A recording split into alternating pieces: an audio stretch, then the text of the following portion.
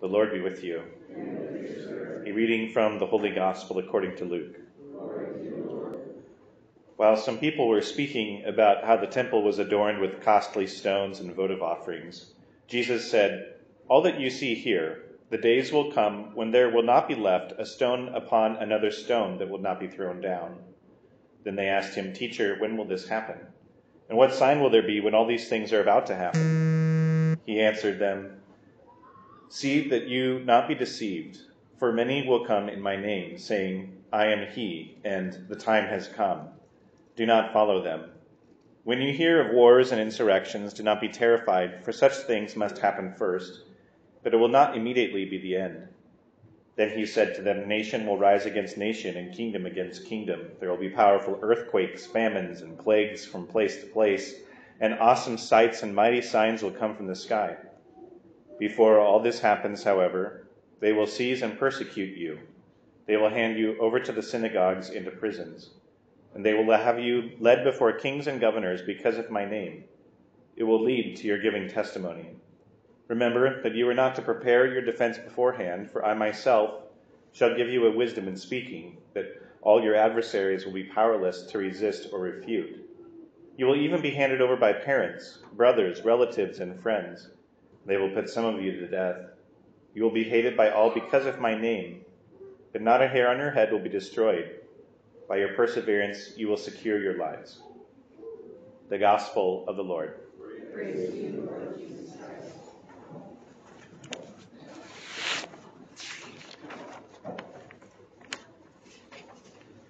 When it comes to passages like this in the Scriptures, we can waste a whole lot of time worrying about trying to interpret Jesus' words and sort of assign a date to them. Oh gosh, he's mentioning things like wars and insurrections and earthquakes and famines and plagues. That sounds a lot like the times that we live in. Does that mean that the end is near? The reality is that sounds like pretty much every time throughout all of human history. So, are we living in the end times? The answer is yes. We have been for 2,000 years. We are at the end of God's plan. Jesus has come. He's conquered sin.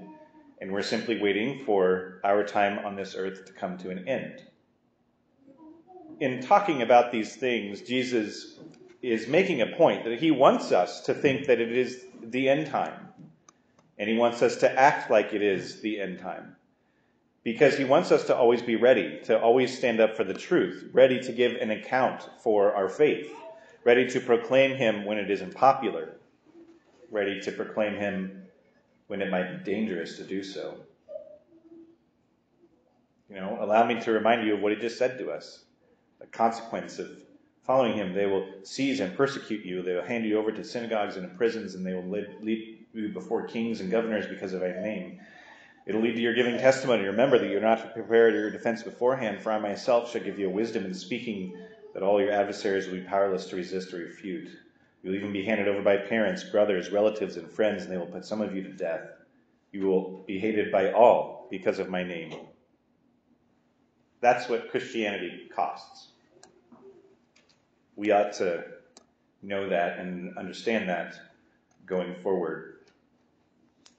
If we listen to these words of the gospel and pretend as if we were hearing them for the first time, you can get a better understanding of why the first Christians, they had this sense of urgency when it came to spreading the gospel. Because in this passage, Jesus is speaking about the end of history as if it's right around the corner. And so they were spurred into action. And the simple fact is that Jesus wants his followers to have this in mind, including us. He knows what the future holds, that good will and has triumphed over evil. But he's also warning us of the struggle. He forebodingly indicates to us that there will be quite the struggle indeed. The gospel says, it begins today, it says, while some people were speaking about how the temple was adorned with costly stones and votive offerings, Jesus said, "All that you see here, the days will come when there will not be left a stone upon another stone that will not be thrown down."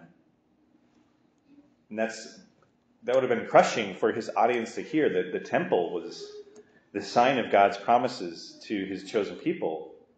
But Jesus, in this passage, is correctly predicting something that actually happened. The Roman army in the year 70 AD laid siege to Jerusalem and burnt it to the ground. Even the temple, it came to pass, just as Jesus said, not a single stone was left upon another stone. More than 1 million Jews were killed. Only 30,000 survived. And just as the apostles didn't know the exact day or the hour of the destruction of Jerusalem, in the same way, we don't know the exact day or the hour that our lives will end. We don't know the exact day or the hour of the persecutions that we might face. We don't know the exact day or the hour when Jesus will wrap up human history as a whole. But we do know that in between now and those things, the church will continue, and it will continue to suffer in us and throughout the world. And so the lesson for us that Jesus wants us and his apostles to learn is that we should live with urgency, that the time is near, that this life is a time for mission and for action, not for idleness or satisfying indulgence. In practical terms, what does this look like? What does it mean to be prepared for such things? It means sort of opening our eyes to the situation around us. I know we generally tend to think of things as steadily going downhill, but this week stood out to me as maybe sort of a watershed moment, maybe a point of no return. If you know me, you know that I'm not a fan of politics, of politicians. I'm not a fan of really either political party. But I do know history pretty well. And I know that generally speaking, historically speaking, every time there is economic turmoil, such as in the one that we're in now, the party in power changes. That's just how it goes throughout all of history. But this was the first time in American politics that I know of where the state of the economy didn't really matter, especially in a time of uncertainty and a time of economic meltdown. This was the first time where the party in power stayed in power in the middle of an economic disaster. And to me, this basically demonstrated that the number one priority for most Americans is the right to abortion. It was a hot button issue because of the repeal of Roe versus Wade in June. And in the middle of an economic meltdown, Americans willingly voted for the same economic meltdown. Americans voted for more of the same, all of because of their appetite for a thing like abortion. We don't really live in a Christian country anymore. And Christians will be, mark my words, very much in the minority in a matter of years. That's the time that we live in. That's the time that we've been given to live. And we need to recognize that and act on it and live with that in mind. Right now, here's another example. There is something called the Respect for Marriage Act that is making its way through Congress in Washington, D.C. And you might say, well, that sounds like a good thing, Father. And yeah, it sounds like a good thing. Marriage should be respected. Marriage and families are the foundation of society. However, this bill requires Americans to recognize all types of marriage, including same-sex marriage. And you might say, well, that's funny. I thought that we already did that. Like, anybody can get married anywhere, right? You basically can. But the reason that this bill is being introduced is that they want to equate marriage on the same level as race. And that would mean that if you publicly state that you are opposed to same-sex marriage, you are essentially on the same level as a racist. And they want to make that law. And this would extend to the Catholic Church. To be quite clear, the Catholic Church does not have the authority to make marriage anything other than what Jesus and the Scriptures say marriage is. So we can never change our understanding of marriage. The Church can never recognize something like same-sex marriage as a sacrament. It doesn't have the power to do that. But the law will require us to. So what does that mean?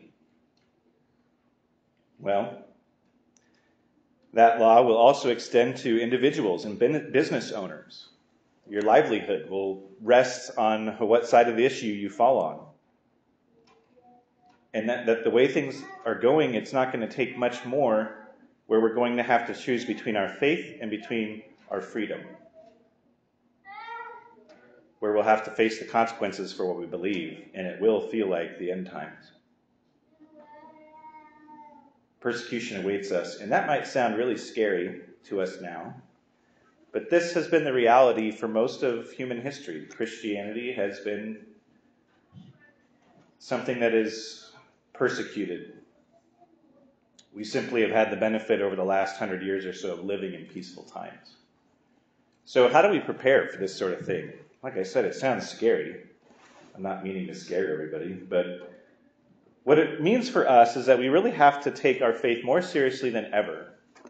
We really have to know our faith more seriously than ever.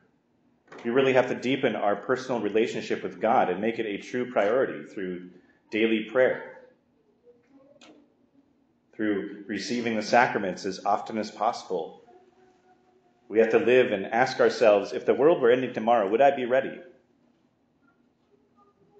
It isn't an unreasonable question because none of us knows what tomorrow holds. And that was Jesus' point. Another way that we can prepare is by sharing Jesus with others. Jesus died not only for those who are here today, but for those who are not. It's a part of our baptism promises to spread the gospel, to take action in our communities, in our states, and in our nation. If we don't bring God into this world, nobody else will. And finally, we can prepare ourselves by following Christ's example in our daily lives. Jesus was honest and courageous and gentle and patient and merciful and forgiving and humble and pure and faithful and persecuted. Every single day we have the opportunity to learn to follow his example, to grow in little ways, to improve even if just slightly. If you treat others like Jesus treated even his persecutors, and there's nothing they can hold over you. There's nothing they can say to you in return. It's the old kill them with kindness trick. If we win their hearts to Christ, we do so by showing them that we have a heart. So, just a reminder, Jesus has already won. Everything's going to be okay. We are already living in the end times, but his victory is complete, and that is a cause for joy, not gloom. It's a reason to fight back, to fight for what we believe.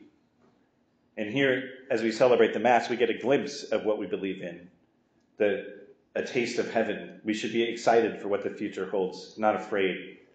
So be bold in your faith, be kind in your demeanor. Jesus is the Lord of our life, and nobody else.